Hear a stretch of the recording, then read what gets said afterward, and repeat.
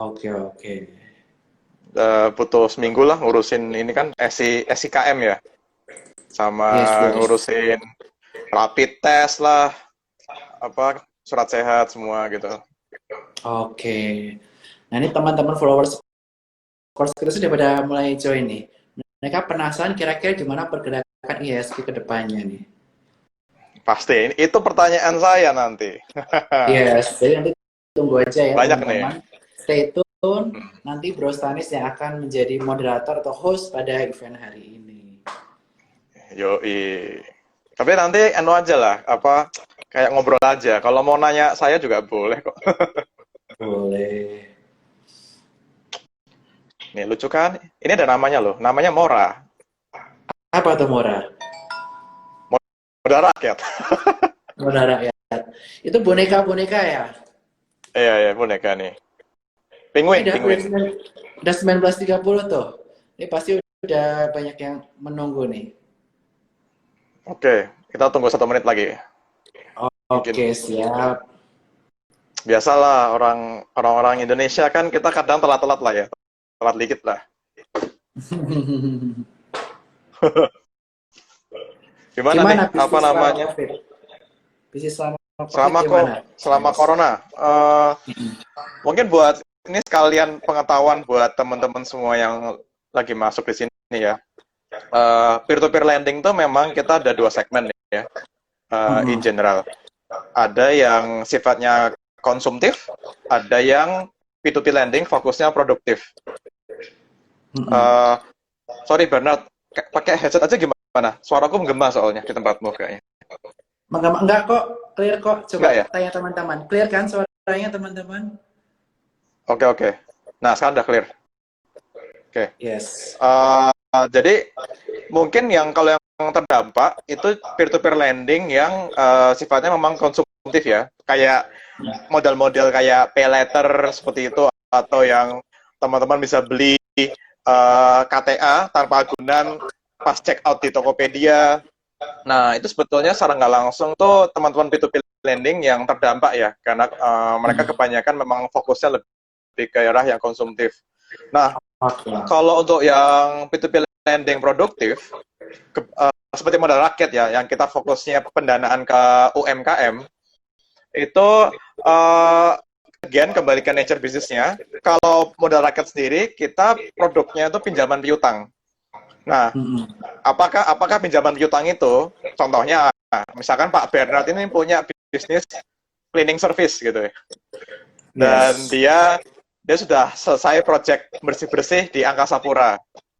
Nah, tapi kan Angkasa Pura mungkin baru bayar Pak Bernard baru 2 bulan kemudian kan Mm. tagihannya. Nah, tapi kan Pak Bernard harus gaji karyawan bulan ini nih, gimana dong kalau tagihannya baru dibayar 2 bulan lagi. Nah, UKM-UKM seperti cleaning service Pak Bernard ini bisa apply dengan mengupload dokumen-dokumennya di modal rakyat, akan kita akses dan kita carikan langsung di depan gitu. Oke.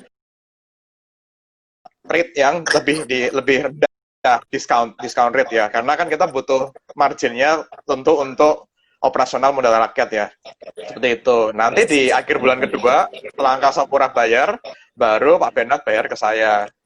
Itu Oke. konsepnya pinjaman piutang atau invoice financing kerennya gitu. Mm-mm. Ini di jam Mantap. segini mau kita mulai aja. Oke, boleh banget. Oke, selamat malam teman-teman semuanya.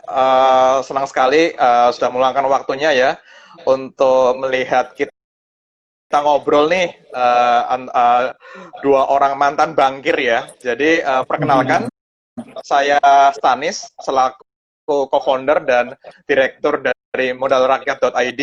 Kita peer-to-peer lending yang mempertemukan antara pemberi dana dan peminjam, yaitu di sini UMKM sifatnya.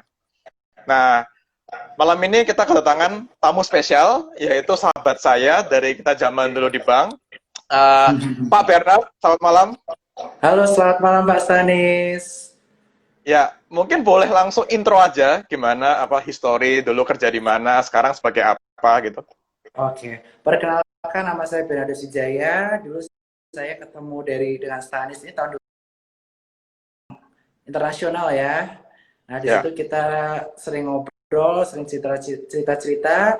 Kemudian Bro Stanis ini dia memutuskan dia pindah ke satu perusahaan dulu ke e-commerce sebelum ke modal rakyat. Nah, aku Betul. waktu itu dari Sukor,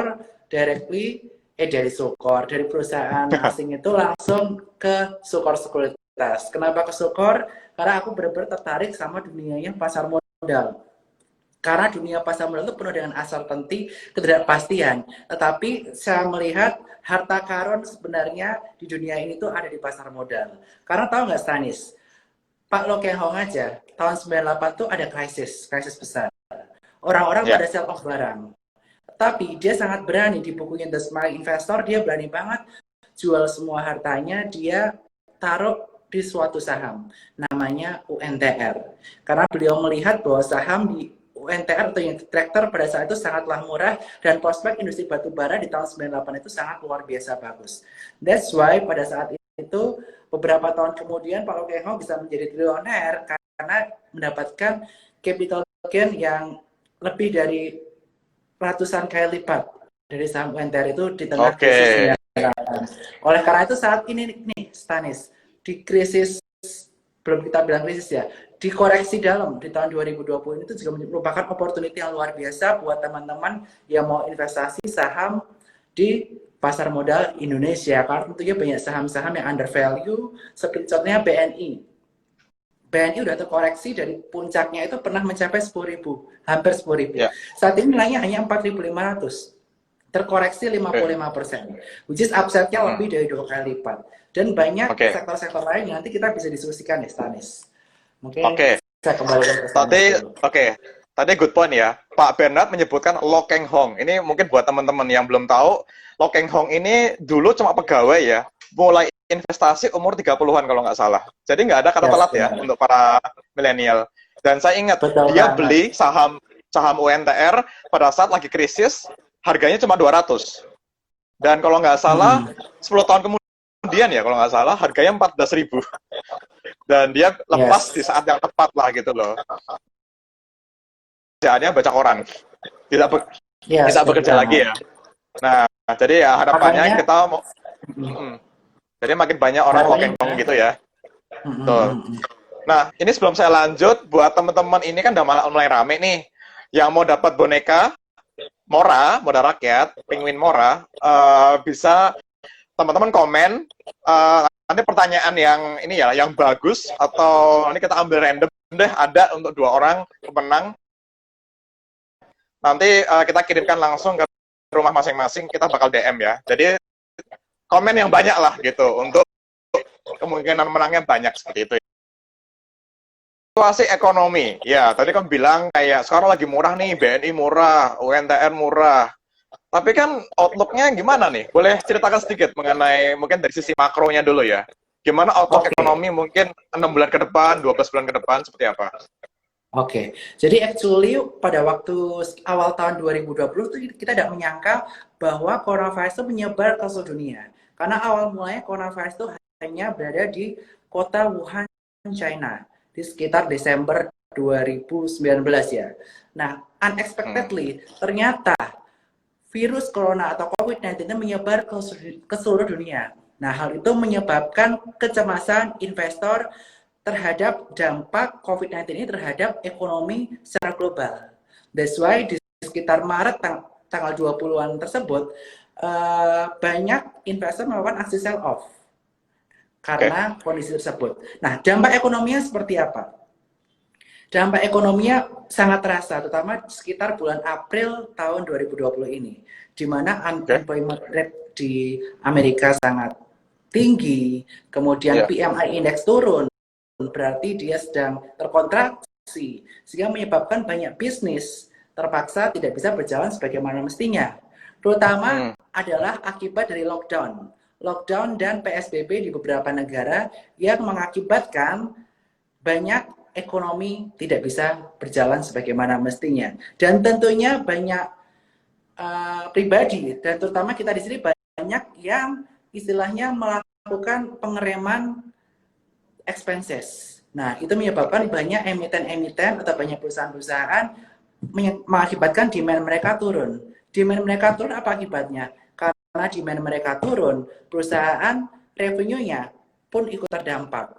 Dan dampak lebih signifikannya lagi, earnings perusahaan pun mau nggak mau melemah, dan banyak masyarakat yang terpaksa harus di PHK. Itu kondisi makroekonomi di Indonesia secara garis besar yang bisa dipahami teman-teman semua. Nah, kira-kira outlook 6 bulan ke depan gimana? Itu kan yang ditanya Bro Stanis tadi, betul nggak? Ya. Nah, Betul. ke 6 bulan ke depan ini, ketakutan akan coronavirus tidak akan semengerikan pada first wave waktu itu. Karena kenapa? Kita semua udah get used to it. Begitu juga pasar modal. Dow Jones, IHSG, dan pasar modal seluruh dunia telah terbiasa dengan penambahan jumlah jiwa yang terdampak atau terkena dari virus corona itu sendiri. Tetapi yang sekarang menjadi pemikiran para investor, pemikiran para seluruh masyarakat dunia adalah dampak ekonomi. Adanya virus corona menyebabkan gaya hidup kita berubah. Ada new normal, di mana kita mengurangi kita bepergian keluar, kemudian kita mengurangi ekspres kita karena kita nggak tahu apa yang terjadi dengan company kita nantinya. Kemudian perusahaan-perusahaan juga banyak layoff orang, mereka melakukan efisiensi, dan juga dampak secara signifikan adalah banyak perusahaan yang terdampak dari sisi revenue dan juga earnings. Contohnya apa, Stanis? Contohnya adalah perusahaan retail. Retail itu sangat terdampak karena banyak toko-toko nggak boleh buka, kayak MAPI, RALS, LPPF itu sangat terdampak. Sehingga koreksinya pada waktu awal-awal tuh sangat dalam untuk emiten-emiten tersebut. Walaupun sekarang udah mulai bangkit. Kenapa? Karena udah ada optimisme masyarakat setelah PSBB dibuka, revenue mereka mulai recover. Karena sebenarnya gini, Stan, pasar modal itu indikasi leading indicator. Dia itu 6 bulan sampai setahun lebih cepat daripada ekonomi real. Jadi ini tuh harapan masyarakat 6 bulan ke depan itu seperti apa? Harapannya ekonomi sudah membaik. Perusahaan-perusahaan retail membaik. Perusahaan-perusahaan properti seperti Pakuwon, BSD, SMRA juga membaik. Tapi kondisi lapangan saat ini recovery-nya udah mulai terlihat, tapi masih perlahan. Oleh karena itu, kebijakan pemerintah itu juga cukup signifikan berpengaruh di sini, Stanis. Di mana mereka udah melonggarkan PSBB. Nah, apa dampak dari pelonggaran PSBB? Ya pastinya tentunya COVID meningkat terus. Beberapa hari terakhir kan meningkat terus ya yang menderita COVID. Udah 1.300 bahkan yang hari ini. Satu hari aja udah 1.300. Positif karena banyak orang yang terutama yang pekerja part time, mereka nggak mendapatkan penghasilan karena mereka terpaksa diberhentikan sementara waktu. Nah, dengan adanya pembukaan PSBB ini, ekonomi jadi muter, duit jadi muter, Stanis. Orang kaya kembali buka bisnisnya, orang-orang kita yang bosan di rumah kembali spending, dan kemudian kita bisa belanja. Nah, duit muter. Apalagi GDP Indonesia, Stanis, lebih dari 50% berasal dari konsumsi. And that's why PSBB ini dilonggarkan untuk dampak ekonomi yang lebih baik sih, saya sangat setuju. Seperti itu. Soalnya kan ada yang bilang kadang tuh IHSG ya, yaitu kan kumpulan semua saham-saham, itu kan menjadi indikator jantung ekonomi. Ada yang bilang seperti itu. Lalu tadi Pak Bernard mengatakan ada beberapa leading indicator ya, kayak mungkin PMI, yaitu Manufacturing Index ya, juga mungkin dari earning report dari beberapa perusahaan kan lagi down semua. Tapi kan ada yang bilang kok recovery-nya bisa V bentuknya ya sekarang. Nah, kita tuh sekarang sebenarnya recovery ini apakah terlalu optimis kah para investor atau emang itu adalah bentuk optimisme yang global pun mengatakan seperti itu. Jadi menurut Pak Bernard itu kayak V-shape ya, V ya. Itu apakah bakal kayak gitu atau nanti bakal turun jadi L mungkin? Kira-kira seperti apa nanti ke depan? Nah, menurut pandangan saya V-shape recovery itu emang terjadi di setiap krisis. Tetapi V-shape recovery yang saat ini terjadi itu terjadi sangatlah cepat. Kenapa? Karena pemerintah banyak melakukan namanya cetak uang. Memberikan stimulus kepada masyarakat, bahkan kepada bisnis-bisnis usaha di negaranya masing-masing.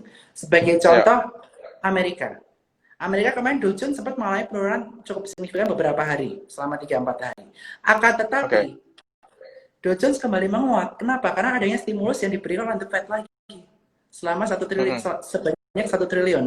Bahkan pemerintah Indonesia juga sudah mengeluarkan mencetak uang kurang lebih 500 triliun melalui BI untuk dijadikan stimulus COVID di Indonesia. Nah, stimulus-stimulus inilah yang menyebabkan banyak uang lari ke pasar modal. Akan tetapi juga, Stanis, nah, karena adanya stimulus-stimulus itu banyak investor berpikir bahwa, wah, karena stimulus-stimulus ini, kita optimis pemerintah menangani cukup serius dan recovery-nya akan cepat. Nah, that's why inilah terjadi namanya V-shape recovery. Nah, outlook IHSG ke depan bagaimana nih? Nah, stimulus-stimulus ini telah diberikan secara runtut terus-menerus lah istilahnya. Dan itu mengakibatkan optimisme pasar mulai membaik sehingga IHSG saat ini udah lumayan cukup membaik. Tapi bagaimana kurang lebih beberapa bulan ke depan? Nah, beberapa bulan ke depan kan nanti Q2 kan bakal ada keluar namanya earnings report di Q2. Yes. Di beberapa negara bentar lagi akan rilis, kurang lebih di sekitar bulan Juli atau Agustus. Ya. Nah, di bulan Juli Agustus ini merupakan penentuan apakah betul earnings yang diprediksikan akan membaik, betul-betul membaik, ataukah dia sesuai dengan konsensus atau di atas atau di bawah konsensus. Nah, dampaknya apa? Jika earnings yang diprediksi para analis dengan kenyataannya di bawah, nah nanti akan menimbulkan keraguan lagi dari para investor yang akan mengakibatkan mereka melakukan aksi sell off. Dan apalagi di Indonesia terutama, PSBB kan baru berlaku di sekitar bulan April, which is itu Q2, dan baru dibuka bulan Juni. Ya, kita estimate bahwa pasti perekonomian Indonesia akan kurang bagus. Ekonomi pun atau kinerja para emiten pun pasti kita perkirakan akan mulai penurunan. Tapi apakah penurunan ini di atas angka konsensus atau di bawah angka konsensus, itulah yang akan menentukan IHSG akan bergerak kemana. Nah, tetapi untuk saat ini dari sisi supply and demand yang telah kita lakukan analisis secara teknikal, saat ini IHSG cenderung bergerak sideways di angka 4.800 sampai 5.100 sampai menunggu kepastian Q2 ini akan seperti apa. Nah, misalnya antar naik turunnya itu nanti akan tergantung dari kebijakan dari pemerintah dalam menangani COVID dalam hal ekonomi seperti itu melalui pemberian stimulus dan lain-lain. Good point. Aku pengen komen yang masalah tadi naik turun sama tadi kan dibilang mengenai mencetak stimulus ya. Yes. Nah, kan cetak stimulus itu kan erat dengan mencetak uang ya yang disebarkan langsung ke biar balik ke masyarakat lah ya untuk mendorong daya beli gitu, untuk dorong daya beli. Tapi bukannya ada impact-nya bakal inflasi ya kalau kebanyakan uang. Nah, kira-kira gimana tuh? Apakah itu kayak bom waktu ya sebetulnya? Kan ada juga yang komen seperti itu ya, kebanyakan para analis gitu. Kalau banyak stimulus juga nggak baik gitu. Nah, kira-kira gimana nih kalau bicara stimulus? Nilai tukar mata uang di tiap negara itu cenderung stabil saat ini karena mereka sudah memperkirakan US keluarin segini. Nah, berarti negara-negara sekelilingnya pasti kurang lebih mengikuti lah. That's why inflasi atau kenaikan mata uang tidak terjadi. Malah sebaliknya rupiah malah sempat menguat. Kenapa? Karena di asing, di Amerika kan menggelontorkan stimulus dan banyak orang semakin percaya di capital market dan banyak orang melakukan investasi nggak cuma di Amerika aja, tapi lari juga ke Indonesia seperti itu.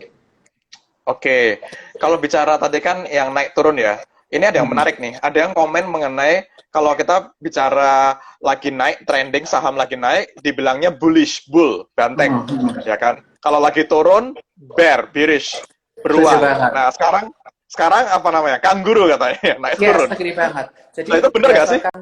Benar. Jadi sebelumnya di CNBC Amerika ya, di sana dipotong kinerja market saat ini itu bukan lagi bearish atau bullish market, tetapi kanguru. Kenapa hal ini bisa terjadi? Yang pertama adalah uncertainty. Uncertainty masih terjadi terus di kalangan para investor, bahkan masyarakat dunia secara global.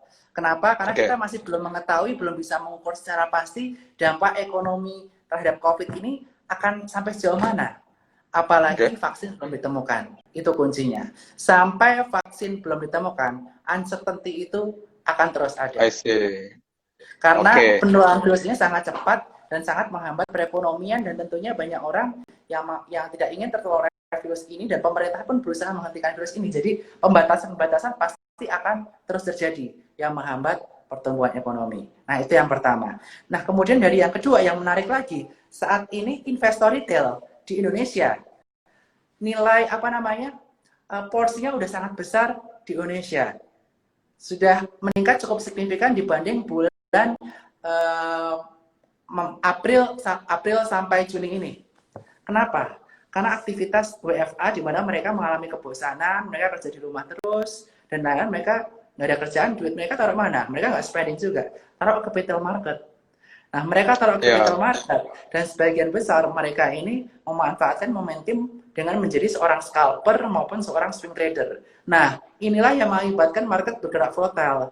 Karena banyak orang yang memanfaatkan momentum ini untuk mencari uang, nasabah retail akhirnya melakukan aktivitas macam swing trading maupun scalper. Itulah salah satu akibat yang mengakibatkan market kita tuh naik turun.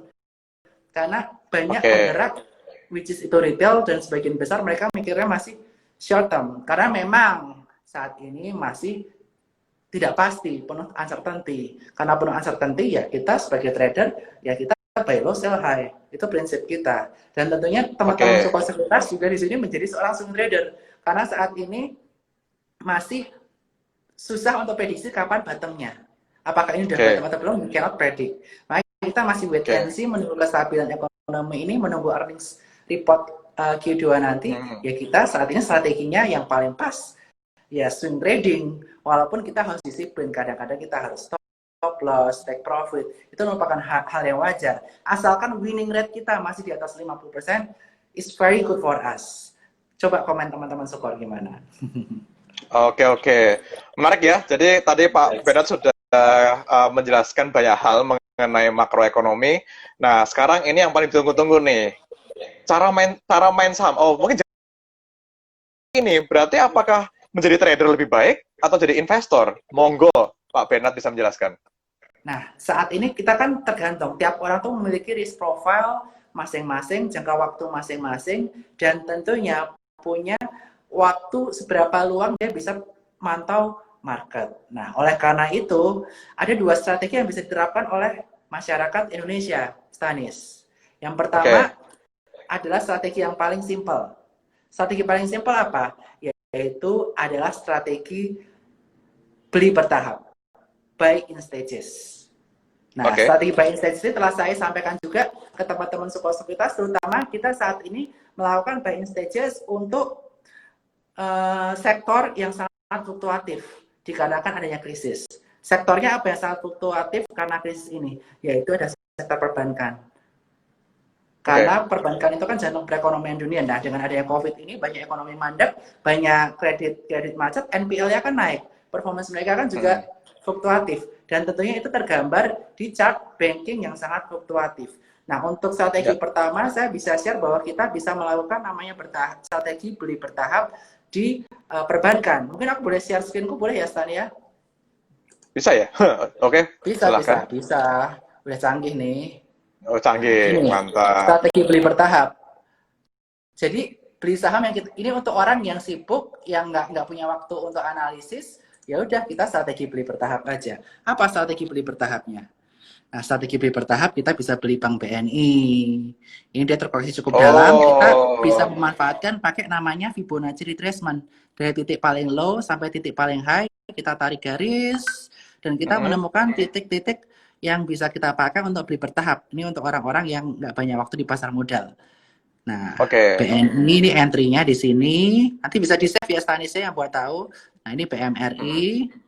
Nah, ini entry-nya ada 5 titik. BBRI ada 5 titik, dan BBJA ada 5 titik. Jadi itu kenapa saya 20% apa itu ya? Itu kita pakai angka 20%. Yes. Kenapa kita pakai strategi beli bertahap untuk banking?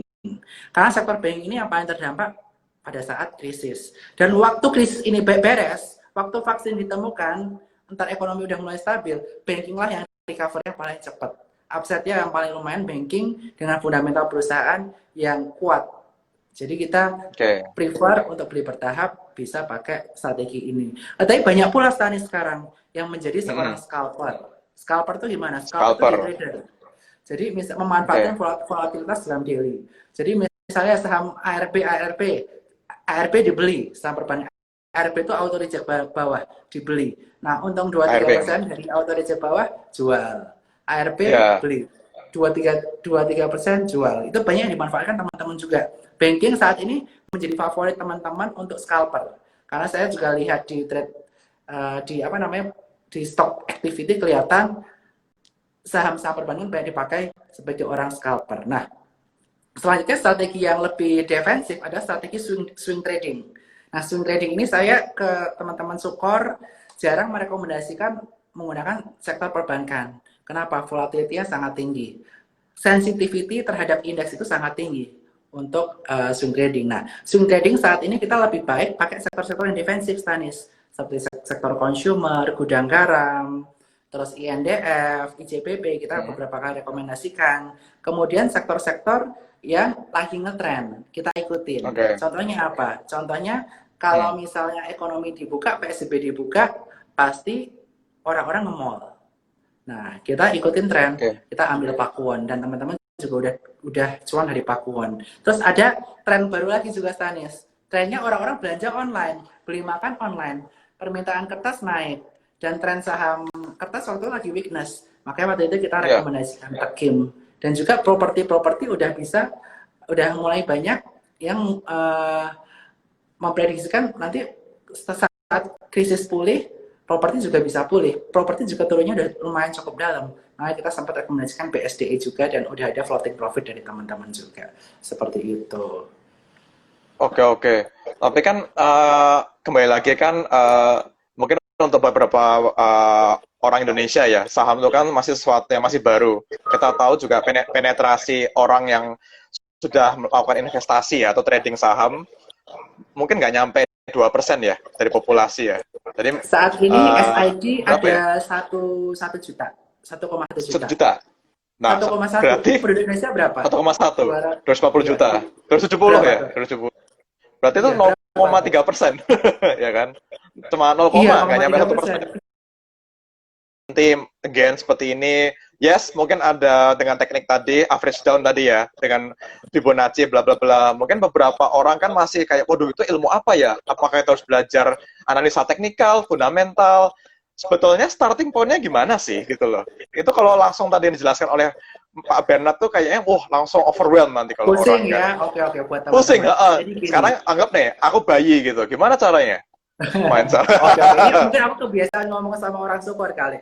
Follower support kan dari Iya. biasa gitu Jangan nih. gini. Iya, Kalau ini ada buat follower modal saya rakyat ini nih. pasti lebih dan jadi gini, Heeh. belilah produk yang kalian ketahui, Oke. di depan kalian sehari-hari. Perusahaan apa yang menurut teman-teman habis COVID ini beres, tetap survive dan earnings recovery-nya cepat.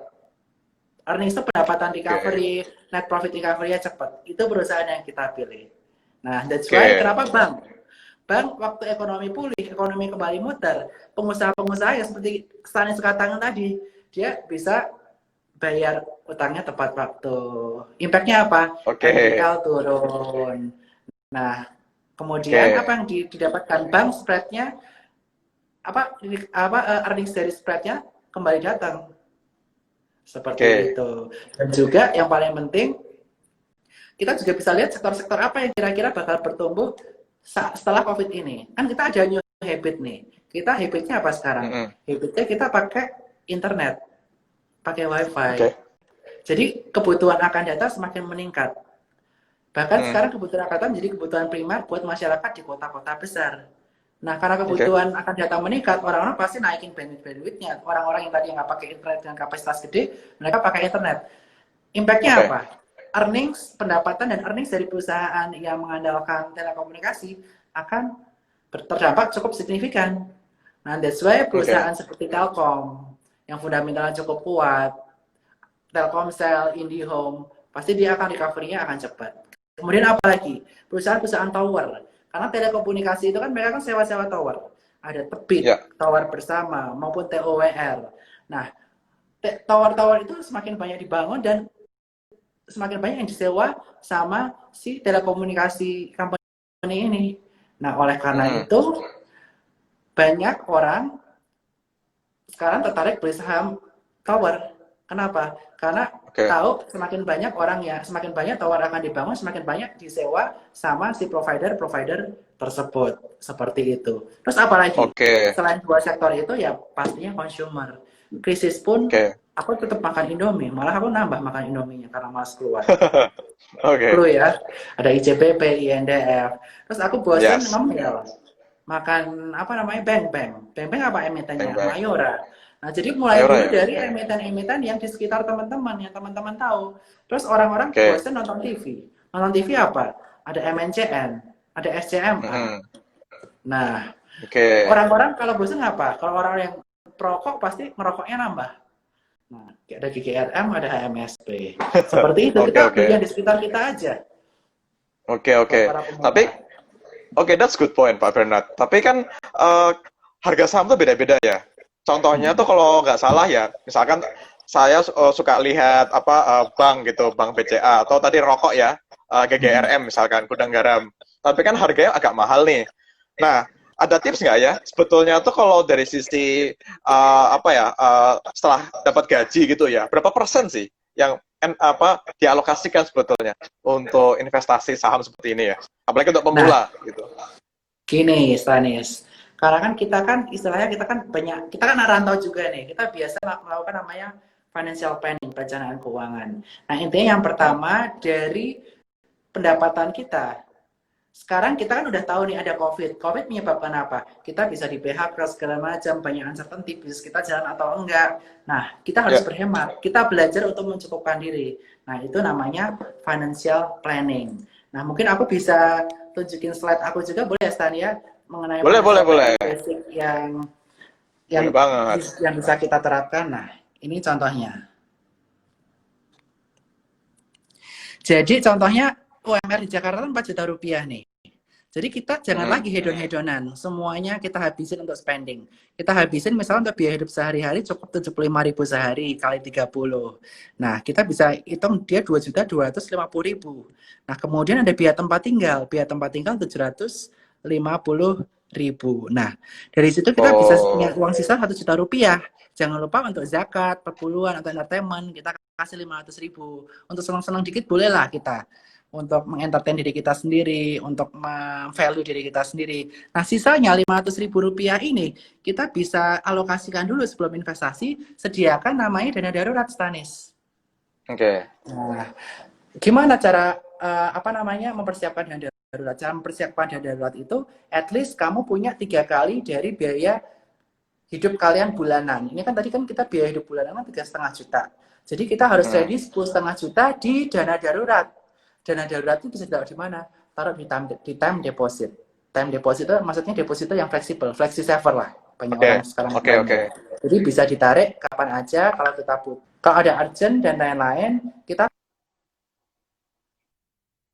bisa namanya melakukan investasi ke time deposit atau deposito yang fleksibel. Bisa juga kalau orang yang lebih modern, Stanis, yang modern tahu namanya reksadana pasar uang. Jadi fund manager itu udah Oke. mengelola reksadana di mana apa namanya porsi dari reksadananya, isi reksadananya itu sebagian besar adalah deposito dan obligasi yang kurang dari setahun. Dan enaknya dia itu bisa namanya apa ditarik kapan aja. Misalnya sekarang aku tarik sebelum jam 2, cut off time kan jam 1, jam 12, cut off time kita tarik. Nah, besok juga sudah sampai di kita bisa pakai untuk dana darurat, kebutuhan urgensi kita. Nah, baru setelah kita udah punya hal ini, dana darurat, kita bisa namanya investasi. Nah, investasi bisa dari mana? Ya bisa mulai dari yang low risk dulu, ke modal rakyat. Di modal rakyat kan sangat low risk. Istilahnya kita coba nabung bulanan, kita interestnya dapat bulanan nggak, Stan? Tergantung proyeknya, tapi rata-rata kalau di modal rakyat 1 sampai 3 bulan lah bisa langsung dapat. Wah, itu setiap 1 sampai 3 bulan dapat capital gain, itu bisa kita tabung lagi. Nah, dari capital gain-nya dari modal rakyat yang Yes. 3 bulan sekali itu, kita juga bisa Hmm? belajar untuk investasikan ke yang lebih agresif. Nah, yaitu Oke. kita bisa di pasar saham. Nah, kenapa penting banget nih? Kita harus memiliki dana darurat, pengelolaan keuangannya harus benar. Kita mulai dari yang konservatif dulu, karena sudah pasar uang, ke modal rakyat, baru kita ke pasar saham. Karena gini, untuk investasi di pasar saham, kita tuh perlu modal yang kuat nih, Stanis. Modalnya adalah 3M.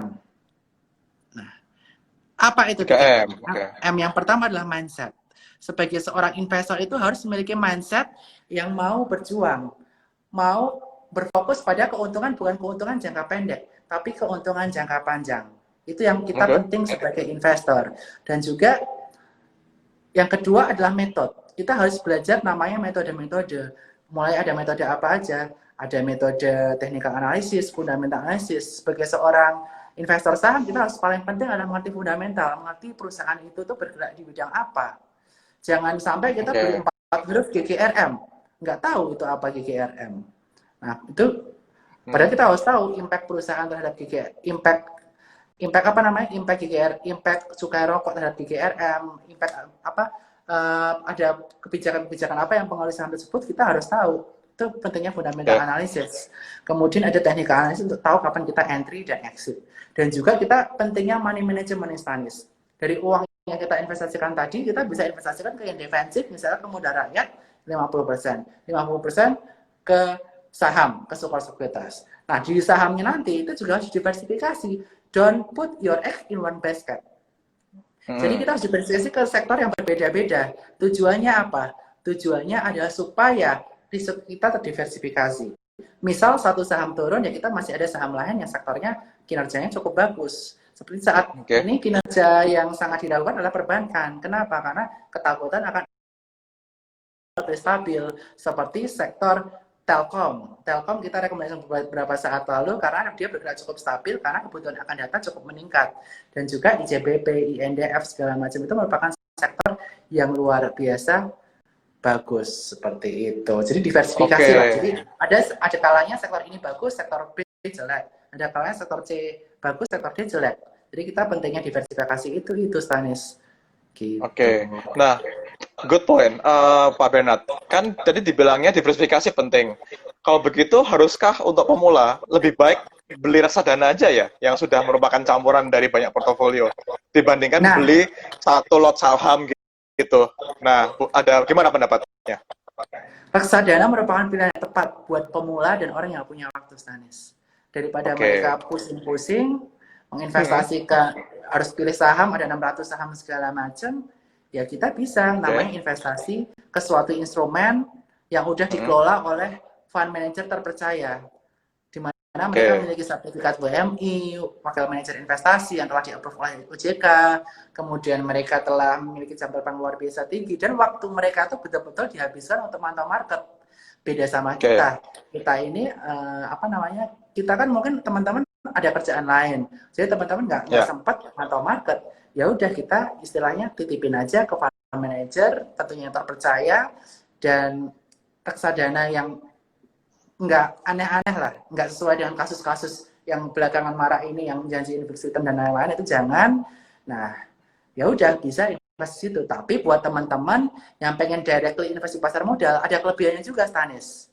Apa? Kelebihannya apa? Kelebihannya kita jadi belajar.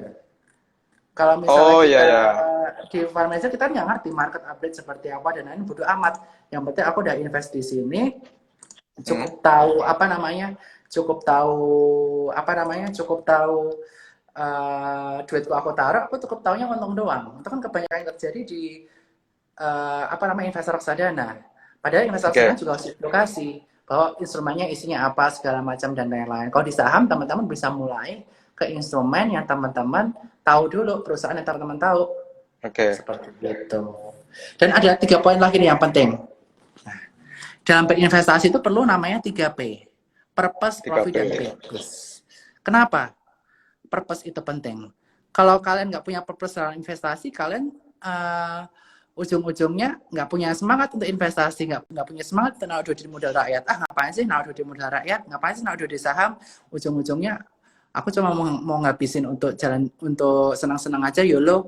Enggak, padahal purpose itu penting. Kalau kita pengen punya rumah, pengen untuk nikah, dan lain-lain, kita bisa simpan dan tersebut capital gain itu untuk memenuhi purpose kita. Dan yang paling penting adalah nomor 2 nih, Stanis. Kita berfokus pada profit. Saat ini banyak trader atau investor yang pengen masuk ke saham, tujuannya apa? Kelihatan keren di mata teman-temannya. Deg-degan.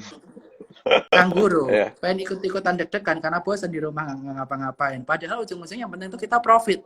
Kalau kalian nggak bisa dapat profit dari investasi itu, ngapain harus investasi?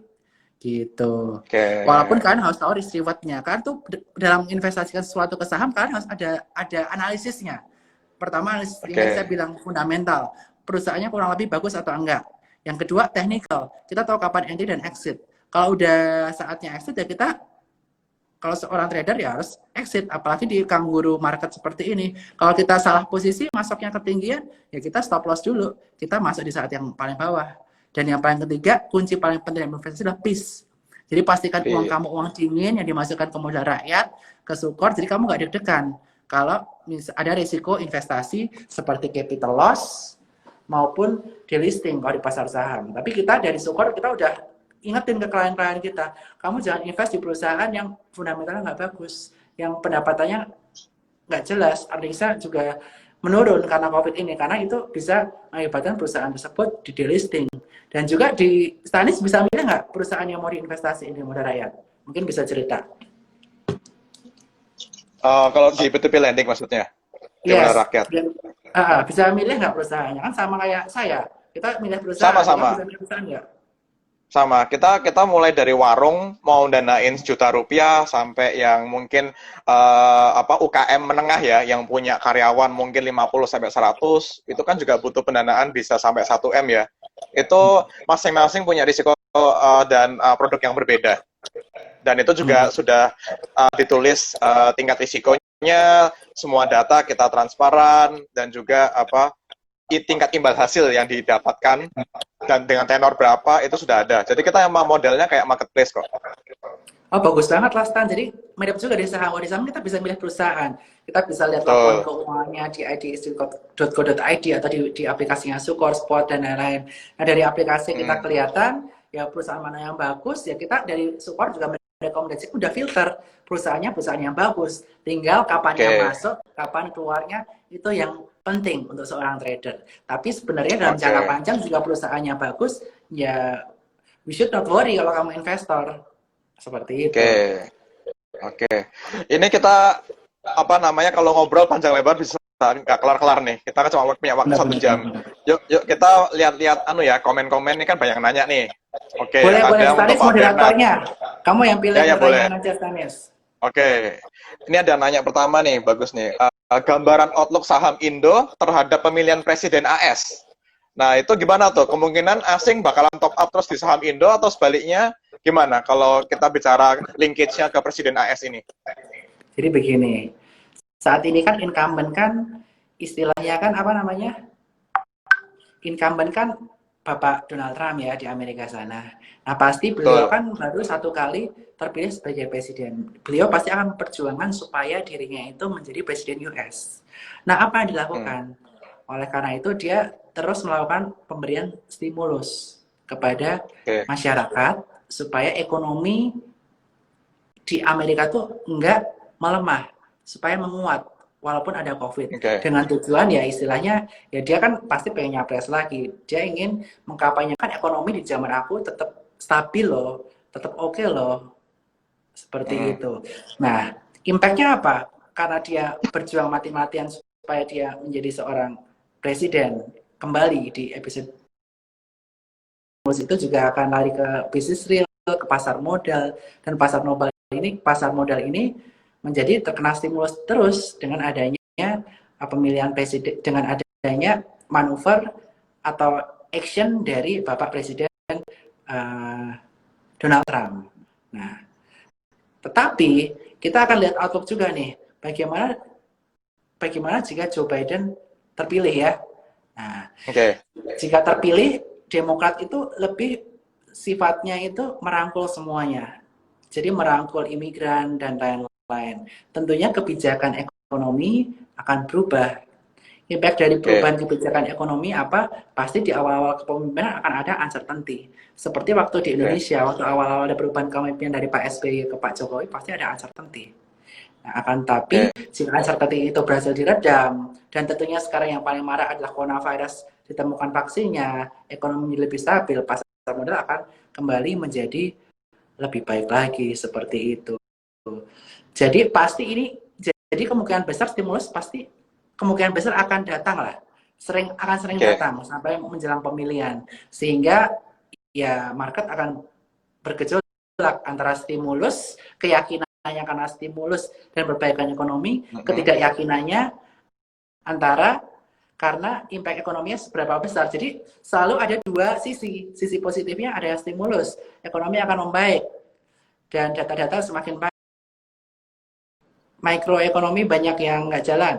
Nah, antara dua kubu terus. Jadi kita akan bergerak di namanya market sideways. Itu yang saya perkirakan yang akan terjadi di market Indonesia di beberapa saat yang akan datang. Sideways-nya di angka berapa? Untuk jangka pendek, IHSG sideways-nya akan ada di angka support 4.800 sampai 5.100. Tapi jika nanti semakin banyak bad sentiment yang terjadi di global, tentunya akan berdampak di Indonesia. Kenapa gitu, Stanis? Karena 45% investor di Indonesia itu masih investor asing, belum investor dalam negeri. Karena 45%-nya investor asing, keputusan mereka kan tersentral nih di ya sebagian besar di Amerika lah ya, kita tahu dia pusat ekonomi dunia. Karena tersentral di sana, ya kalau mereka melakukan aksi sell off, kita juga kena sell off. Kita kena sell off gimana? Ya IHSG juga pasti turun. Begitu. Oke. Siap. Kita move ke pertanyaan berikutnya ya. Waduh, ini malah pertanyaan buat saya nih. Untuk Mas Stanis. Oke.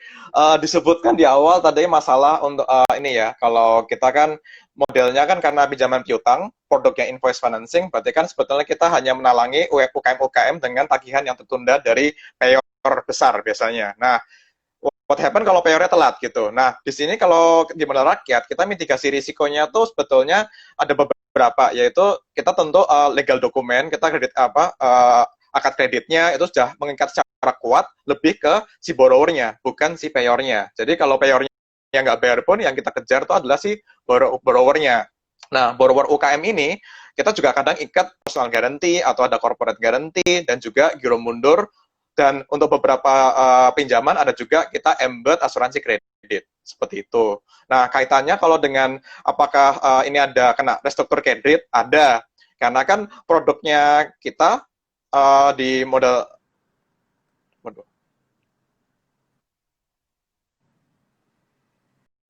Halo, listrikku mati, sempat mati listrikku, tapi udah aman. Oke. Oh, udah. Ya, tadi cuma melanjutkan sih. Masalah restrukturisasi kan lumayan ini ya, banyak yang kena ya, relaksasi ya, kredit. Kayak BRI di investor analis meetingnya tuh terdampak 80% portofolio. Nah, kalau modal rakyat karena produk kita kebanyakan tenor pendek dan berbasis invoice, berarti kan itu cuma tagihan tertunda. Bukan suatu working capital untuk menjual barang yang tadinya nggak laku.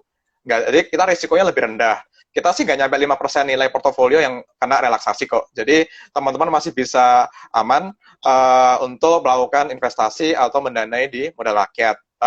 Kalaupun ada yang kena, saya harapkan itu pasti sudah dalam bentuk diversifikasi ya. Jadi nggak langsung kena semuanya seperti itu. Kalaupun ada, kita pasti tetap transparan.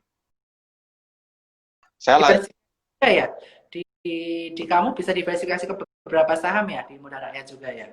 Jadi ada dan beli saham ini 5 saham kita sarankan di portofolio. Kamu juga bisa ya? Bisa.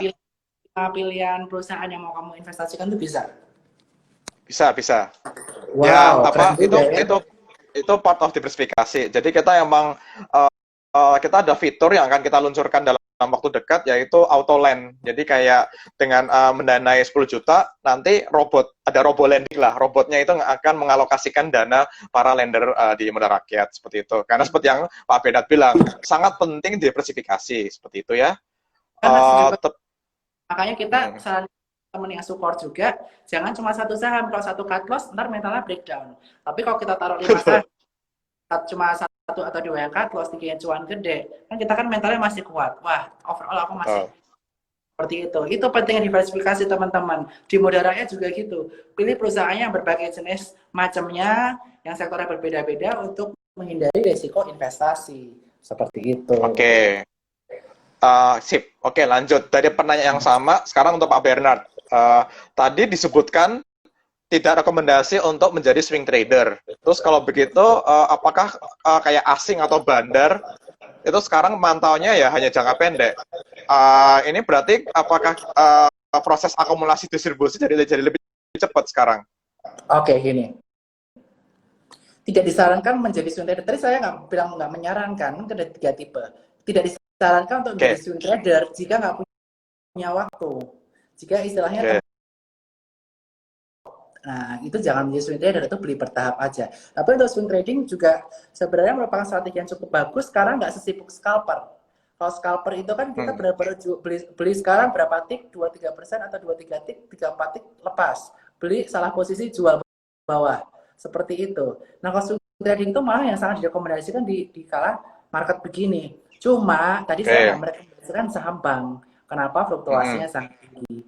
Makanya kita rekomendasi saham-saham non-bank di mana kita cut loss-nya minim. Tadi aja kita weton cut loss kita nggak nyampe 2%. Dari 302 masuk, terus 298. Walaupun hoki kemarin kita saham beras kita sempat cut loss kurang lebih 6-7%, ya itu cukup lumayan. Tapi kita bisa take profit juga dari Telkom. Ini kita untungnya bisa lebih dari 5% pasti lebih. Kemudian beberapa saham seperti INDF, IJBP kita juga udah mendapatkan keuntungan yang luar biasa ya. Makanya itu pentingnya diversifikasi tadi. Jadi kita pilih beberapa sektor yang beda. Kalau udah INDF ya jangan IJBP karena mereka geraknya mirip-mirip. IJBP jual pilih INDF. Kalau udah GGRM ya jangan HMSP. Nah, pilih satu sektor kayak gitu. Oke, kita lanjut ya. Karena waktu udah mau habis. Isu-isu apa yang perlu dipantau selain corona, mungkin second wave atau third wave gitu yang bakal mungkin impact-nya besar. Mungkin juga selain tadi kan ada menunggu second earning ya, kuartal 2 ya. Kira-kira apa lagi nih? Atau maybe pemilu US juga akan impact. What's the next big thing yang kira-kira bakal jadi next swing momentum? Nah, swing momentum yang pertama, dampak COVID terhadap ekonomi dunia.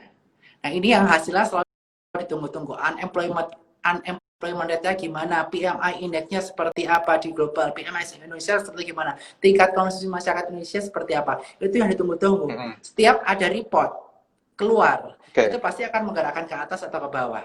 Seperti hari ini, unemployment rate di Amerika ternyata tinggi hasilnya. Makanya malam ini diperkirakan Dow Jones akan terkoreksi. Nah, sektor-sektor yang akan terdampak yang paling signifikan banking. Untuk yang support kita udah switch ke sektor-sektor defensif, yaitu sektor consumer. Nah, kemudian apalagi selain dampak ekonomi? Yang kedua yang pasti result report. Result report kuartal 2, quarterly earnings report nanti hasilnya seperti apa emiten-emiten. Apakah sesuai konsensus, di atas konsensus atau di bawah konsensus? Kalau di bawah konsensus, pasti fund-fund besar atau big money akan sell off. Dia mending akan pindah ke sektor yang lain. Seperti itu. Selain dua hal itu apa? Yang ketiga tentunya pemilihan Presiden Amerika. Nah, dari Presiden Amerika tentunya incumbent akan memberikan banyak stimulus untuk menunjang bisnis atau ekonomi supaya dia terpilih lagi. Nah, stimulus-stimulus itu yang bisa mengakibatkan market naik lagi. Tapi yang menjadi sentimen stimulus ini akan sampai kapan? Itu kan tentunya akan jadi pertanyaan para investor. Dan juga nanti result pemilihan presiden seperti apa? Tentunya nanti waktu terjadi transisi pemilihan presiden dari Donald Trump ke selanjutnya misalnya nggak terpilih lagi, itu kan nanti akan ada gejolak-gejolak baru yang kita nggak ketahui, dan tentunya itu akan bisa berdampak ke pasar modal Amerika. Mantap. Ini pertanyaan menarik nih, Pak Stanis. Apakah ada kemungkinan modal rakyat kerjasama dengan Sukor Invest menjual produk reksadana seperti di kompetitor? Jadi mungkin aja ya Pak Bernard. Boleh banget dong. Kamu jadi apart juga lah. Jadi apart ya. Apa license apart, nanti bisa jualan produk-produk kita dari Sukor Invest, money market fund, equity fund, bisa kerjasama sama modal rakyat juga nih. Good idea tuh. Itu siapa tadi namanya? Itu dikasih hadiah loh. Ya, nanti kita lihat, soalnya modelnya random kayaknya nih nanti. Soalnya ini banyak banget yang mau boneka Mora, jadi teman-teman komen aja yang banyak, pertanyaan yang banyak, nanti kita akan random gitu ya. Jadi ada dua pemenang yang akan mendapatkan, akan kita kirim ke rumah masing-masing gitu. Oke, ini masih ada 5 menit. Kak Bernard tadi udah bahas sektor-sektor yang dibeli. Sektor apa yang perlu dijauhin tadi ya? Mungkin boleh ditekankan lagi, Pak Bernard. Sektor yang perlu dijauhi untuk dalam hal sebagai seorang investor ya. Sebagai seorang investor, sektor yang saat ini yang sebaiknya sangat dihindari, yang perlu dihindari adalah sektor-sektor secara spesifiknya sebenarnya nanti pasti akan pulih ya kalau jangka panjang. Hanya untuk jangka pendek yang akan sangat volatile itu ada di sektor retail, karena kita belum tahu bagaimana dampak dari ekonomi COVID ini terhadap ekonomi dan dampak terhadap konsumsi di sektor retail. Itu yang perlu kita perhatikan. That's why saat ini kita strategi untuk sektor retail masih swing trading. Dan juga sektor yang perlu kita perhatikan lagi adalah sektor-sektor selain retail adalah pertambangan, mining. Iya, mining jangka panjang kita masih belum bisa prediksi. Jadi kita masih bisanya swing trading.